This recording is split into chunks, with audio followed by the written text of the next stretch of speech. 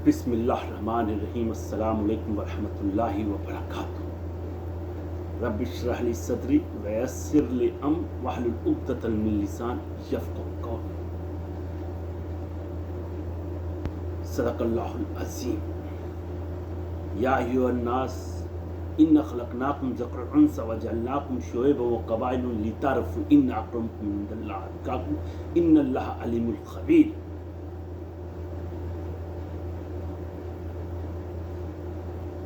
सदक़ल्लाहुल अज़ीम।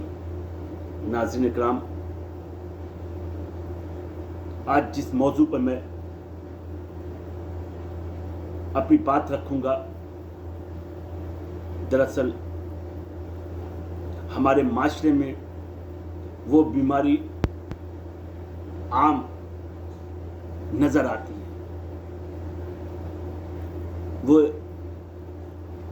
एक ऐसी बीमारी है जिस पर इस्लाम ज़रब लगाता है, उसे रोकता है। उसके बावजूद भी ये बीमारी हम लोगों पर छाई हुई है। दरअसल हमारे फिक्र और सोच में एक बीमारी आम है, वो है नस्ल परस्ती। नस्ल परस्ती दरअसल शैतान का वो हथियार है जिससे इंसान गुमराही के रास्तों पर गामज़न होता है। ये गुमराही दरअसल इंसानों और इंसानों के बीच फर्क पैदा करता है, जिससे इंसानियत तकसीम होती है। दरअसल वो तकसीम लोगों को चिढ़ाने का काम भी करती है, जिसके सबब इंसानी माशरा इखलाकी तौर पर बिगड़ जाता है। लिहाजा आज मैं इसके हवाले से बात करना चाहता हूं। नाज़रीन इकराम, मैं अपनी बात शुरू करूं इससे पहले आप लोगों से मैं एक इल्तिमास करता हूं कि आप लोग हमारे चैनल को लाइक, सब्सक्राइब और बेल के आइकन को दबाना ना भूलें, ताकि हर नई आने वाली वीडियो आपके लिए दस्तयाब रहे, और इसे ज़्यादा से ज़्यादा शेयर भी करें। नाज़रीन इकराम, जब कोई इंसान किसी ख़ास नस्ल या किसी ख़ास गिरोह से ताल्लुक़ होने की वजह से वो खुद को दूसरे इंसानों से बढ़तर और दूसरे इंसानों पर वो खुद को फौकियत देता है, वो ये समझता है कि मैं तुमसे बढ़तर हूँ। जिस तरीके से शैतान ने आदम अलैहिस्सलाम के सामने सजदा करने से इनकार किया था, क्यों? क्योंकि उसके अंदर एक हम आ गया था, एक तकब्बुर आ गया था कि मैं आग से बना हूं और आदम खाक से बने हैं, लिहाजा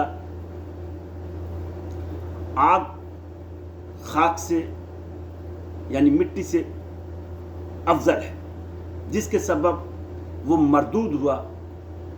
अल्लाह रब्बुल आलमीन ने उसको क़यामत तक के लिए जन्नत से निकाल दिया, जिसके सबब इंसान के खन्नास जहन में ये खन्नास आता है कि मैं और मेरा गिरोह मेरा क्लेन जिसे हम गोत्र कहते हैं, وہ تمام لوگوں سے افضل ہے. اسی لیے ہمارے معاشرے میں بھی یہ بیماری عام پائی جاتی ہے. ناظرین اکرام، جب یہ فکر ہم لوگوں کے اندر گھر کر جائے تو یقیناً فساد کا دروازہ کھل جاتا ہے.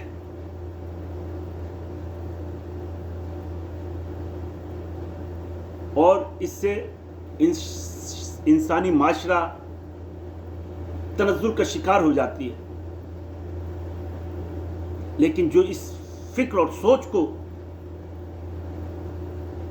رکھتے ہیں، دراصل ان کے لیے میرے پاس ایک خبر ہے کہ وہ حزب اللہ کے یعنی اللہ کی تو جماعت نہیں ہو سکتے، بلکہ وہ جماعت حزب الشیطان کہلاتی ہے، جو اس فکر اور سوچ کے حامی ہوتے ہیں. جیسا کہ ابھی میں نے قرآن کی آیت پڑھی، اللہ رب العالمین نے انسانوں کے درمیان جو تفرقہ رکھا ہے اس کی بنیاد کیا ہے؟ ویسے تو اللہ رب العالمین کی نظر میں تمام انسان برابر ہیں. حدیث میں آتا ہے کہ تمام انسان اس طریقے سے برابر ہیں جس طریقے سے کنگھی کے دانے. قرآن میں باری تعالیٰ فرماتا ہے، اِنَّا خَلَقْنَاكُمْ يَا أَيُّهَا النَّاسُ اِنَّا خَلَقْنَاكُمْ ذَكَرًا وَأُنثًى وَجَعَلْنَاكُمْ شُعُوبًا وَقَبَائِلَ لِتَعَارَفُوا إِنَّ أَكْرَمَكُمْ عِندَ اللَّهِ أَتْقَاكُمْ إِنَّ اللَّهَ عَلِيمٌ خَبِيرٌ. اے انسانوں، اے سمست مانو جاتی کے لوگوں، ہم نے تم کو ایک جان سے یعنی ایک ماں اور باپ کی سنتان سے پیدا کی، یعنی حضرت آدم علیہ السلام اور حوا کی سنتان ہم لوگ ہیں. لہذا ہم سب انسان برابر ہیں، ان میں کسی طرح کا کوئی تفرقہ نہیں ہے. ہم نے تمہارے قبیلے بنائے، تمہاری برادریاں بنائی تاکہ تم ایک دوسرے کو پہچان سکو. یعنی یہ جو قبیلوں کا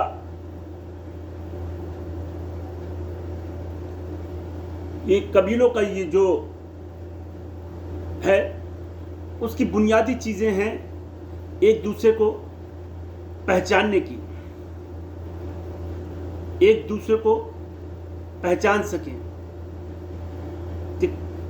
جبکہ جو شریشٹا کا آدھار ہے، یعنی انسان ایک دوسرے پر جو فضیلت یا بازی لے جاتا ہے، وہ دراصل قرآن میں کہتا ہے کہ تم ایک دوسرے کو پہچان سکیں، نہ کہ تم ایک دوسرے سے نفرت کرو. تم میں بہترین شخص وہ ہے جو پائس ہو، تقوی والا ہو، نیکی کے کام میں آگے بڑھنے والا ہو. لہذا انسان سب آدم علیہ السلام کی اولاد ہیں، لہذا انسانوں میں تفرقہ کرنا حرام ہے. اور انسان جو بڑا انسان وہی ہے جو نیکی اور ایک دوسرے کی بھلائی میں آگے ہو. انسان دوست ہو، اللہ رب العالمین اسے اپنا محبوب رکھتا ہے. یہ تھی چند باتیں جو میں نے آپ لوگوں کے سامنے رکھی. امید ہے کہ آپ لوگوں کو یہ باتیں پسند آئی ہوں گی، اور اس امید کے ساتھ کہ انشاءاللہ ہم پھر ملتے ہیں اگلے ویڈیو کے ساتھ. یہیں پر میں اپنی بات کو ختم کرتا ہوں. سلام پہنچے.